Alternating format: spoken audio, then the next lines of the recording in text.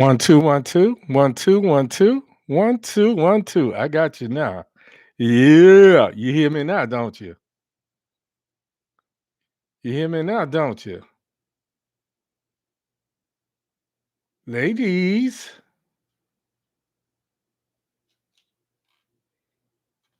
One, two, one, two, one, two, one, two.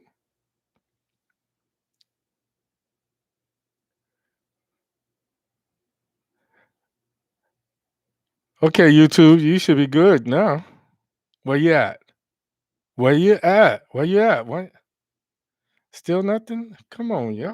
What's up with this?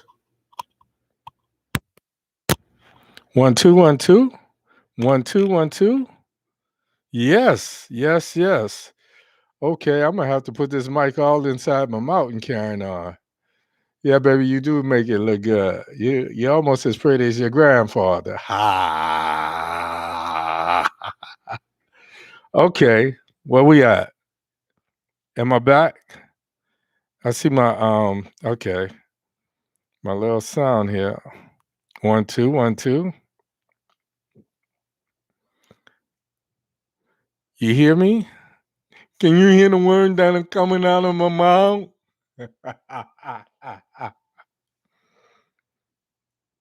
Say something. If you see something, say something. How about that? What's up, people? How y'all doing? Yeah, y'all should be getting me in stereo. Why on YouTube, on Facebook, pretty soon in 12 other places. Okay, Jen, can you hear me now? Janice. All right, all right, all right. Let's try this. We're gonna keep on till we get this right. One, two, one, two. Gonna start this thing off right.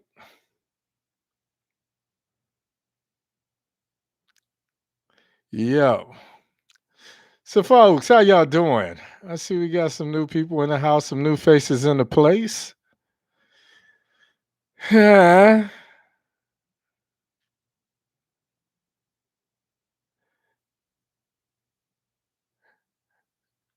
Janice, she should be able to hear me on YouTube now. Where you at? Where you at?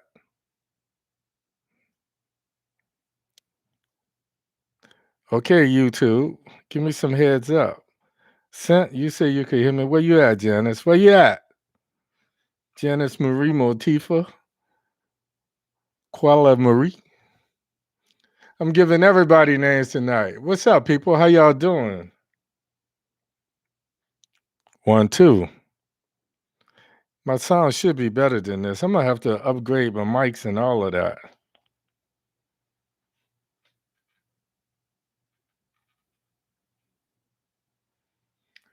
All right. What's up, people?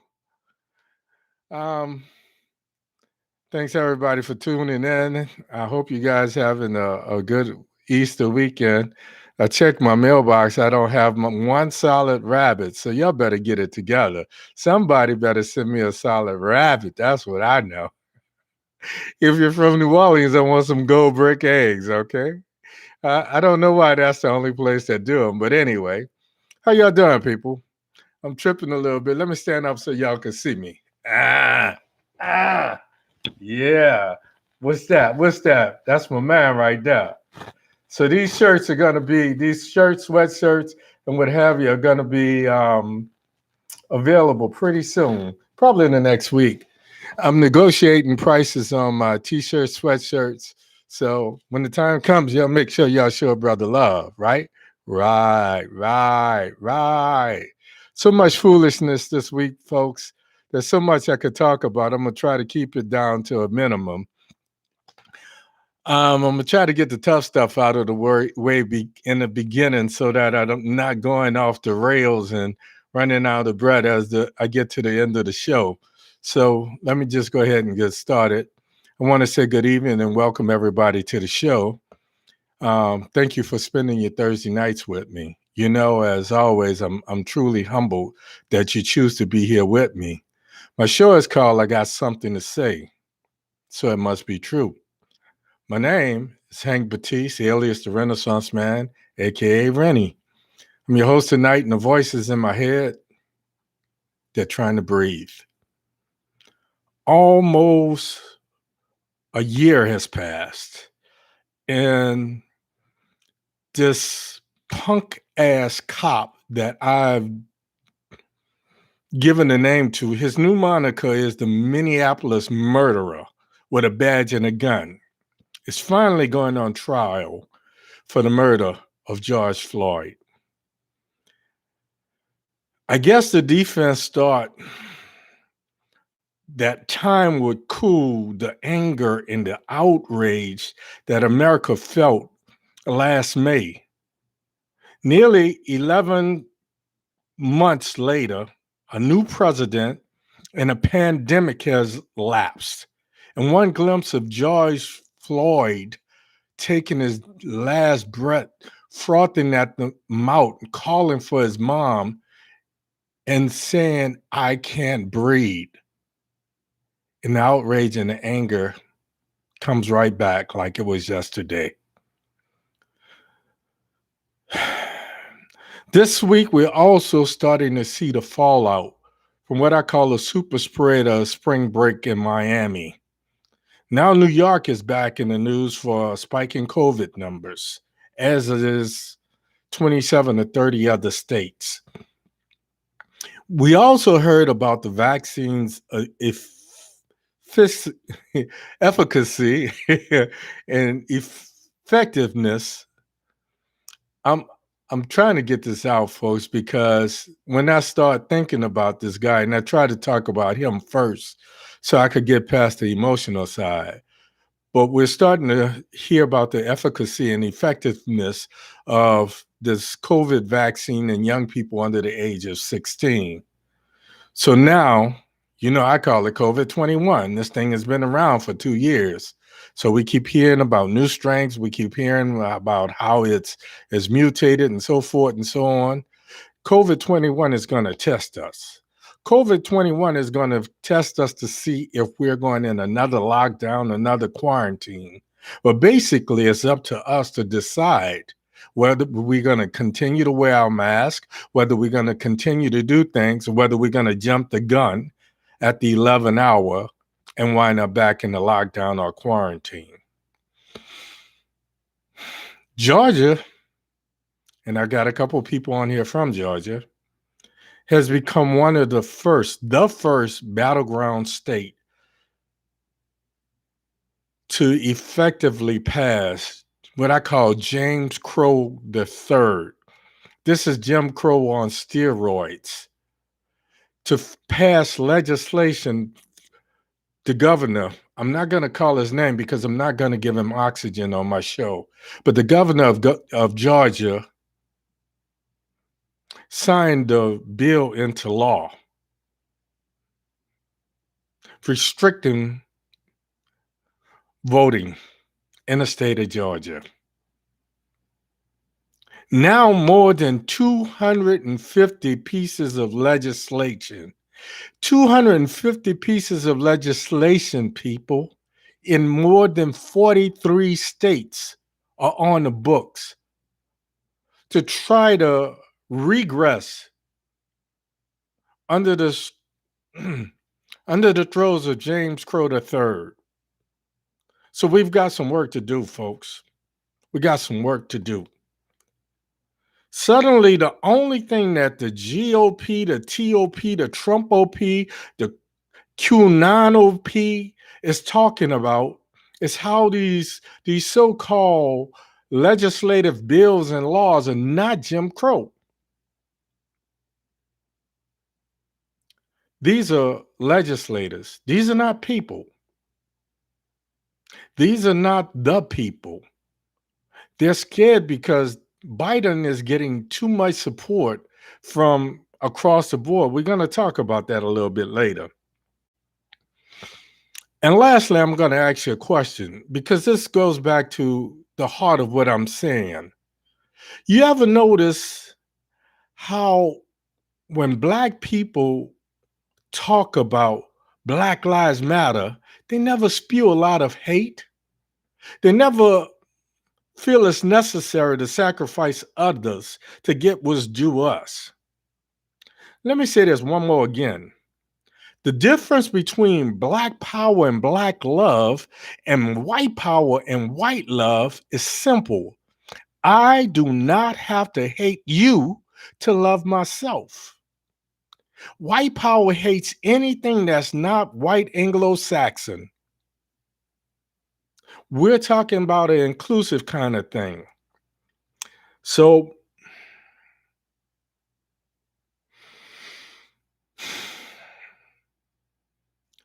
tonight's show is called Divisions and Contradictions.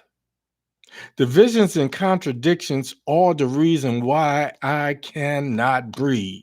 Divisions and contradictions are why I can't breathe. I got something to say, folks. It must be true.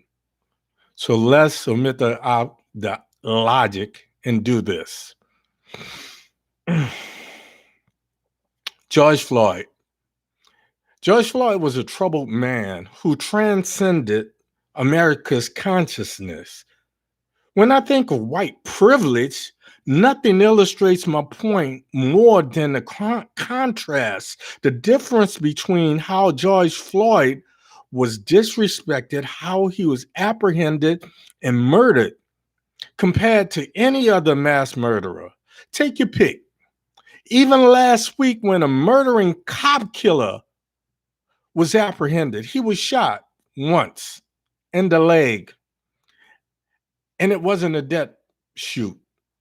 They didn't go for a center mass. They didn't go for a headshot. All of those snipers I know that they had out there. So somebody was talking to somebody and they had an order to decelerate, even after he shot at one cop and killed another. Then I see the CNN polls prior to the beginning of the Minneapolis murderers trial. And it says that less Americans today feels like what Chauvin did was murder than last year. Like somehow this year, 11 months later, George Floyd is not as dead. Like somehow 11 months later, he can suddenly breathe. Hold on, it's getting hot up in here, people.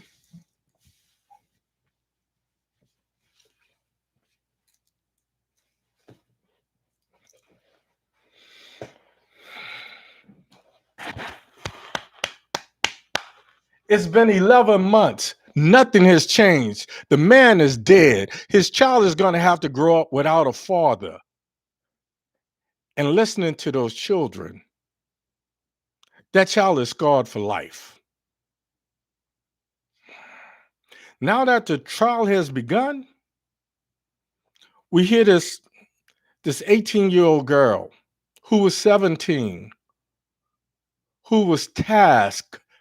She had to be in the right place at the right time with a little 9-year-old cousin or whatever. She says every night she talks to George and she apologizes for not being able to do more. This 9-year-old talks about how it made her sad. If that's not PTSD on steroids, I don't know what is. These little girls, these young ladies, imagine how they're going to feel the rest of their lives.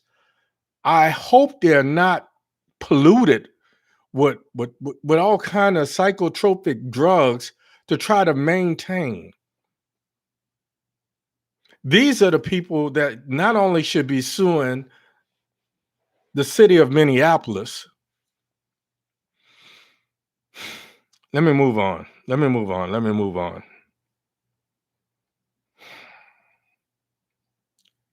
I have a problem. Chauvin is facing second-degree murder, third-degree murder, and second-degree manslaughter. First of all, how do you go from second-degree murder to second-degree manslaughter? What happened to first degree manslaughter? Shouldn't have been manslaughter at all. Correct me if I'm wrong. But if any one of us have more than 9 minutes to think about our actions and we proceed recklessly and take someone's life, the charge would simply be murder. They would say you had time to think about this, to calm down and think about your actions. So I seriously have a problem when manslaughter is even on the table. To me, giving Derek Chauvin a chance, you're giving him a chance that he denied George Floyd. Then I look at this jury. Okay, the jury is so-called diverse. You got 3 black men, 1 black woman, 2 women that refer to themselves as biracial or multiracial. You got 2 white women and you got 4 white men. Then you got 2 white women. No, you got 2 white men and 4 white women. Then you got 2 white women who are alternates. The only black woman has already broken down after listening to the testimony of Darnella Frazier, this little 17, now she's 18. She was 17 and she was the one who took this video. After hearing this little girl and hearing this 9-year-old girl, this woman broke down. This gives us no indication on how she's going to vote, but it tells you how this is affecting the jurors as well.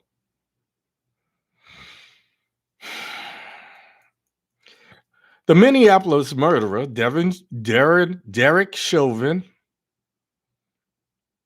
I call him Floyd's executioner. He refused to listen to his police colleagues. He refused to listen to the EMT who was there and saw George go limp, saw the frothing from his mouth stop and him become lifeless, and she volunteered to examine George and render some type of aid because she noticed that the cop was negligent in doing so. Even one of the other cops standing by saying, "Do you think?" And he says, "No." So how in okay, let me what does it take for police to understand? What does it take for police to understand why we are so pissed when they continue to de-escalate encounters with white cop killers and mass murderers? Why do they find it so easy to take an unarmed black man's life? Why do they find it so easy to tell the same lie time after time after time? I felt for my safety. I felt like my life was in danger. What about this kid carrying an assault weapon? You felt nothing threatening about that? What about the one last week who shot at you and you opted to shoot him in the leg? Why do they, like Ron Johnson, say that they find it so easy to relate to a murderer with a literal smoking gun in their hands and so hard to show compassion for a black man? This is just the one of so many, many contradictions. But moving on.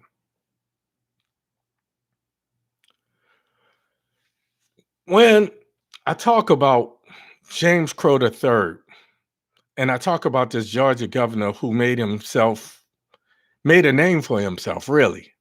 So all of these guys are about notoriety and power. He made a name for himself by signing a voter restriction bill. He signed this bill into law that limits the number of polls, the number of hours that the polls are open in urban areas like Atlanta, and he makes it illegal for you to bring food or drink to someone in line. By restricting the number of polls, the number of days of early voting, and so on, it ensures that the lines are going to be longer. So now you're going to have old people, people with medical conditions or pre-existing conditions out there, and you're saying no one can bring them a drink. No one can bring them something if they're having blood sugar issues without running the risk of being arrested. Are you kidding me? So you mean to tell me you're going to have cops posted at polling places looking to arrest people trying to vote just so that you can maintain power and gain notoriety, so that you could be the next Donald J. Despicable Donnie? Here's where I flip the script, folks. These are elected officials, right? These are the real racists. These are the ones who are stirring the pot and causing you and me to fight amongst ourselves. These are the ones that's instigating the divide and conquer in their quest for power. And here's how I'm going to illustrate it for you. I live in Florida, right across the Indian River from the Kennedy Space Center. This is one of Trump's strongholds. This is definitely a Republican stronghold. Would say that this is probably 60 to 65% Republican, but it means nothing. My neighbors range from avid Biden and Bernie supporters to staunch Trumpies. But politics, we've learned, this is where the division's in this small little, what I call a microcosm that is America. Case in point, my washing machine was broken. My neighbor is a staunch Trump supporter and Republican. He doesn't wear a MAGA hat, but he makes it well known what his feelings are. But he respects my feelings and I respect his. When my washer was broke, he says, "Do you want me to take a look at it?" And I put the guy off for probably about 6 weeks. He came up today. He went out, he bought the part, he came here, he fixed it. And I said, "Let me pay you." He says, "No, don't worry about it." I said, "At least let me pay you for the parts." He says, "Okay, $25. I do wellness checks because of my medical background on my neighbors that are in close proximity. I can't stop. Cynthia Marie posted a cartoon last week. I looked at the cartoon and I said she looked like she had a radical mastectomy. When I walk up, I see somebody, I look at the colors of the eyes. I look at how they breathe. I look at whether they have labor breathing. I look at the shape and size of their chest. I look at all of these things because once a healthcare professional is like once being a Marine. I'm always going to be that. So I talk to people. A lot of you have called me and asked me medical questions, and I don't mind, you know? So this is what we do. We all come from very diverse backgrounds. Some people from Michigan, some people from Massachusetts, some people from New Orleans, some people from Texas, some people from South Carolina, but we get along. Mainly because I tell them these people are in there to make power and name for themselves. My neighbor asked me for 75 cents to catch the bus. I dug my hand in my pocket. I had $2.75. He came back to me the next day and gave me $5. I said, "Well, I'll get you." He says, "No, keep the change and pay it forward. Give it to somebody who needs it." This is the real America, people. This is the divisions that have been instigated mostly by Trump. And now that these other knuckleheads see how popular and how powerful he became, they're following suit. This is why I started this nonprofit. So I'm not promoting myself, but I'm letting you know in the days to come, these are some of the things that I'm going to be dealing with. But I am not going to do it alone. I've got a lot of friends out there who all have skill sets, who all can participate in each one, reach one, to teach one. So we're gonna get this done. All of this bullshit legislation to restrict voting rights, all of this divide and conquer. Here's where it ends. I keep saying we must stop allowing our so-called public servants who we have elected to divide us and force us to fight amongst ourselves while they get rich. Back in January 2017, I said Biden was the right man for the job because I said he had mass appeal. I said all the time that he had spent in Congress, he had evolved. He's not the same person, and he's one of the few that have, to be honest. I said he could hit the ground running. And now we're starting to see that mass appeal. We're starting to see he's not trying to get support from the Republicans in Congress or in the Senate.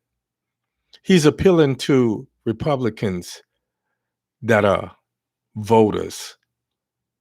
So here's what they didn't, here's what they couldn't stop.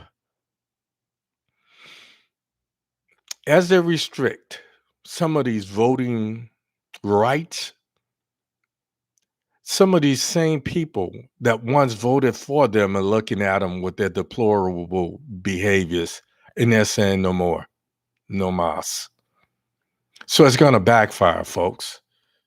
So everybody that is a voter, whether you call yourself a Democrat, a Republican, a conservative, a moderate, a liberal, a progressive, whatever, all of these titles mean nothing. You should be signing a petition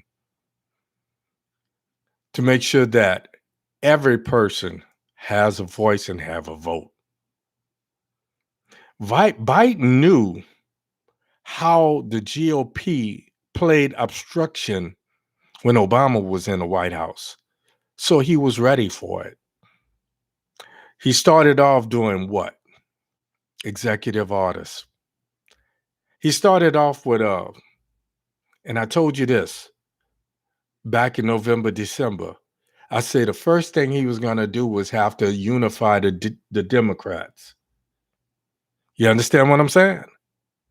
So you got the progressives, he got the moderates, and he got the conservative Democrats on the same page. So they're working together. I knew he would do that. Strong Creole powers. Okay. Might be that little piece of paper on the wall, too. He knew that Moscow Mitch was going to try to change the narrative because Mitch is one of the. What gets me is Kentucky is the poorest state. Conversely, Mitch is the richest senator in the Senate. Go figure. He's doing something other than just cashing checks from the U.S. Senate and the United States government. Folks, I started this nonprofit because I knew the only way that we could defeat James Crow III is for all us to stay engaged. Regardless, we're going to do this. It literally hurt my heart last week, a week before last, when I heard Black people saying insensitive things like, where were the Asians when we were marching? I could easily say it's not like all Blacks marched. It's not like all Blacks were on the same page. But it was obvious that some of them voted for Obama. It was obvious that some of them were out there because I saw pictures of them on the Capitol steps. So stop participating in this hateful rhetoric. One nation under God, indivisible, with liberty and justice. We will win when we stop allowing these self-anointed demigods to carry out their agendas and divide us. Everyone should be, let me say this one more time, everyone should be signing a petition to end this racist Jim Crow the third tactic. No matter. These people are just seeking power.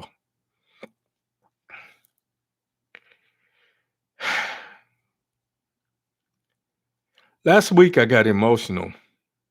I started talking about the normal white men murdering people and getting taken into custody. I don't know, folks. Black love is black power. When we say Black Lives Matter, we mean that when we don't want murderers. Let me back up. When we say Black Lives Matter, we mean that we don't want murderers to be killed. We want us. We demand that we be shown the same respect as the gun-toting, foul-mouthed redneck or the mass murderer. We've all seen these videos of Jim Bob getting pulled over by the police and mouthing off and calling them son of a bitches and this, that, and the other with his rifle and a rifle rack behind the seat and tell him he's not getting out the car. We want that same respect. We don't want you to kill other people. We just don't want you to kill us. When we say Black Lives Matter, we don't mean that everyone else should be denied a chance to thrive. We mean that we should be shown equity, not necessarily equality, but equity. Because some of us are here and we only need this much.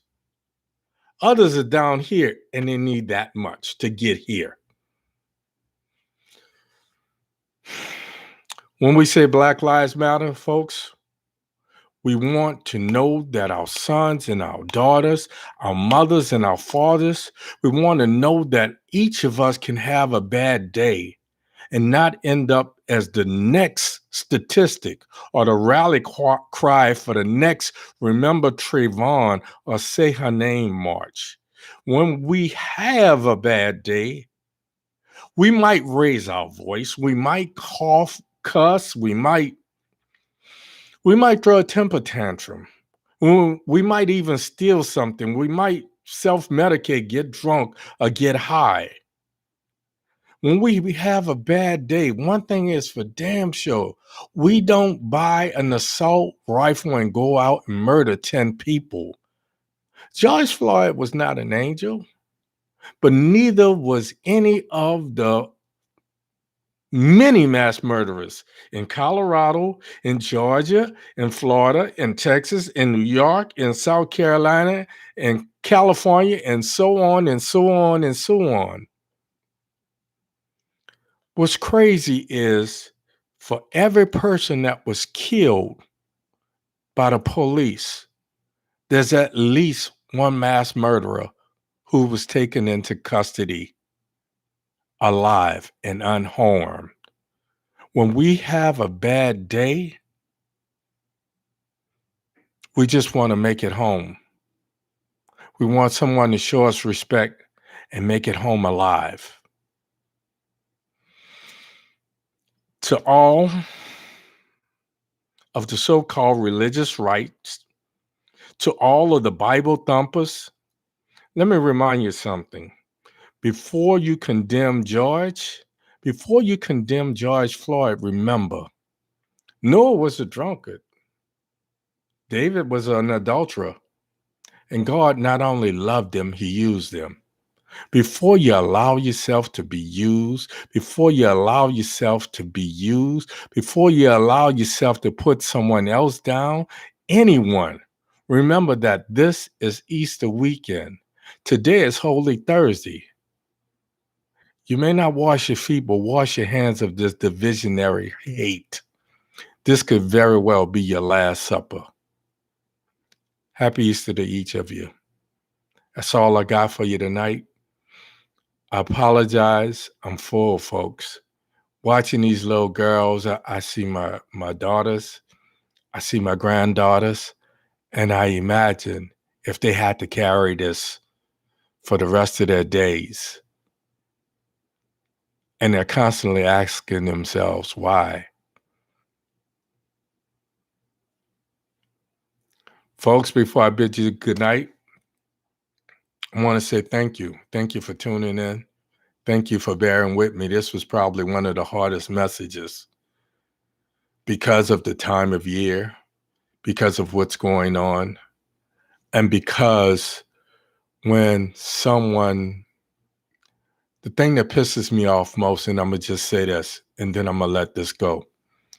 The thing that pisses me off most when something like this happens is the person that is killed by the police is suddenly put on trial. But when there's a mass murderer, they're always talking about discounting. They're always talking about something that they had some kind of mental problem. They had a bad day. They were a sex addict. They were beat up when they were in school. They were teased by other children. Why is it a murderer gets to be humanized and the person that is murdered is dehumanized and put on trial? Like somehow they asked to be killed. That's all I got for you tonight, folks. That's it. Remember, don't be so afraid to die that you forget to live for a purpose. As always, I urge you to go to my YouTube, subscribe, give me a thumbs up, click the bell. It'll let you know when I go online and I do some YouTubes. My name is Hank Batiste, alias the Renaissance Man, also known as Rennie. I'm your host. I got something to say. It must be true. I say omit the logic because this shit don't make sense. But we have to get it done, folks. I'll see you next week. Same Baptiste time, same Baptiste place. As always, imparting love, peace, hair grease. I'm out of here. Good night.